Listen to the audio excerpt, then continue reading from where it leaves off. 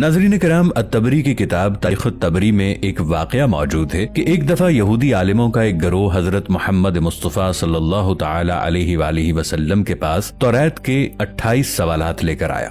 اس کا مقصد حضرت محمد مصطفیٰ صلی اللہ تعالی علیہ وآلہ وسلم کی نبوت کی حقیقت معلوم کرنا تھا کہ آیا وہ سچ بول رہے ہیں یا نہیں۔ تاریخ طبری کے مطابق ان سوالوں میں سوال نمبر 7 اور سوال نمبر 8 قاف پہاڑ کے بارے میں تھے۔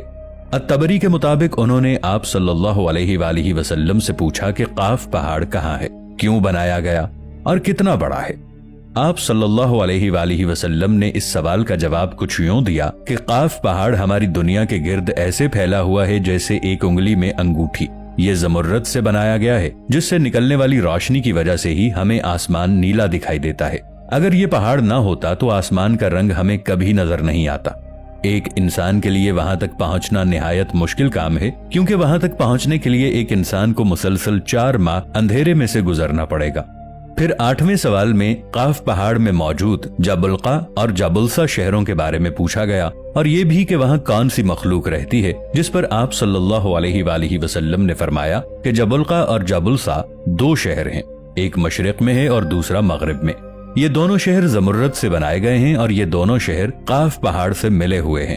ترکی سے تعلق رکھنے والے ایک صوفی مولانا ناظم القبروسی کے مطابق ہماری دنیا کے ارد گرد بہت ساری ایسی دنیایں ہیں جو ہم سے پوشیدہ ہیں۔ جب حضرت امام مہدی علیہ السلام تشریف لائیں گے تو وہ اکیلے نہیں ہوں گے، بلکہ اللہ ان کی مدد کے لیے قاف پہاڑ سے ایسی مخلوق کو بھیجیں گے جو اس دنیا والوں کے لیے بالکل نئی ہوگی۔ اسلامی روایات کے مطابق معراج کی رات جب حضرت محمد مصطفیٰ صلی اللہ تعالی علیہ وآلہ وسلم آسمانوں کے سفر پر تشریف لے گئے تو ایک جگہ حضرت جبرائیل علیہ السلام آپ کو ایسے مقام پر لے گئے جہاں ایک ذہین مخلوق رہتی تھی۔ وہ 2 شہروں میں رہنے والی مخلوق تھی جنہیں آپ صلی اللہ علیہ وآلہ وسلم نے اسلام کی دعوت دی اور جنہوں نے آپ صلی اللہ علیہ وآلہ وسلم کی دعوت کو قبول کیا اور اسلام لے آئے۔ پھر آپ صلی اللہ علیہ وآلہ وسلم نے ان کے درمیان ایک خلیفہ مقرر کیا اور ان کو اسلامی تعلیمات کے بارے میں تعلیم دی۔ پھر حضرت جبرائیل علیہ السلام آپ صلی اللہ علیہ وآلہ وسلم کو ایک اور قوم کی طرف لے گئے جو تاریس اور تاکل کے نام سے جانے جاتے تھے۔ آپ صلی اللہ علیہ وآلہ وسلم نے انہیں بھی اسلام کی دعوت دی، لیکن انہوں نے آپ صلی اللہ علیہ وآلہ وسلم کی دعوت کو قبول نہیں کیا۔ وہاں سے آپ صلی اللہ علیہ وآلہ وسلم حضرت جبرائیل علیہ السلام کے ساتھ یاجوج ماجوج کی طرف گئے اور آپ صلی اللہ علیہ وآلہ وسلم نے انہیں بھی اسلام کی دعوت دی، لیکن یاجوج ماجوج تاریس اور تاکل سے بھی زیادہ سرکش قوم تھی۔ انہوں نے بھی آپ صلی اللہ علیہ وآلہ وسلم کی دعوت کو قبول نہیں کیا اور آپ صلی اللہ علیہ وآلہ وسلم کو ماننے سے انکار کر دیا۔ اس تمام واقعے کا تفصیلی ذکر الطبری کی کتاب تاریخ الطبری میں موجود ہے، جس میں جابلقا اور جابلسا 2 شہروں کے بارے میں ایک طویل حدیث کا ذکر کیا گیا ہے، جس میں آپ صلی اللہ علیہ وآلہ وسلم نے کچھ یہودی عالموں کو جواب میں ان دونوں شہروں کی مکمل تفصیل بیان فرمائی، اور اس وقت حضرت علی رضی اللہ تعالی عنہ بھی آپ صلی اللہ علیہ وآلہ وسلم کے پاس موجود تھے۔ حضرت علی رضی اللہ عنہ نے سوال کیا کہ یا رسول اللہ، کیا وہ دونوں شہر ہماری دنیا میں ہی موجود ہیں؟ تو آپ صلی اللہ علیہ وآلہ وسلم نے فرمایا کہ وہ دونوں شہر قاف پہاڑ کے نزدیک مکمل تاریکی میں ہیں۔ ہر شہر کا اپنا ایک قلعہ ہے جس میں ہر وقت 1000 لوگ ان شہروں کی حفاظت پر مامور رہتے ہیں، اور وہ اس لیے کیونکہ یہ دونوں شہر زمرد سے بنے ہیں۔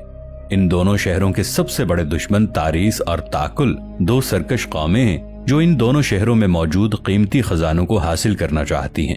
ان کے حملے کے ڈر سے ان دونوں شہروں میں موجود لوگ ہر وقت حفاظت پر ہوتے ہیں تاکہ اپنے شہروں کو ان سرکش قوموں کے حملوں سے بچا سکیں۔ ان شہروں میں بسنے والے لوگ نہ حضرت آدم علیہ السلام سے واقف ہیں اور نہ ابلیس سے۔ ان کے درمیان کوئی عورت نہیں، وہ تمام مرد ہیں۔ ان شہروں تک پہنچنا ایک انسان کے لیے بہت مشکل ہے، لیکن ہود علیہ السلام کی قوم کے 3 لوگ وہاں پہنچ گئے تھے اور وہاں پر رہے، مگر وہاں ان لوگوں پر شدید تشدد کیا گیا اور وہ وہاں سے بھاگنا چاہتے تھے لیکن بھاگ نہیں سکتے تھے۔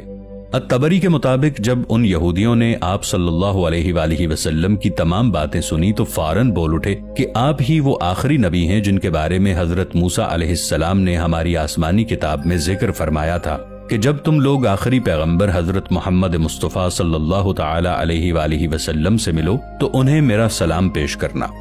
अत-तबरी की किताब तारीख़-उत-तबरी में मौजूद इस वाक़े के बारे में मालूमात इकट्ठी की तो मालूम हुआ कि ये वाक़या सिर्फ अहले तशय्यो में मौजूद एक हदीस में मिलता है, जबकि अहले सुन्ना में इस वाक़े के बारे में कहीं कोई जिक्र नहीं मिलता।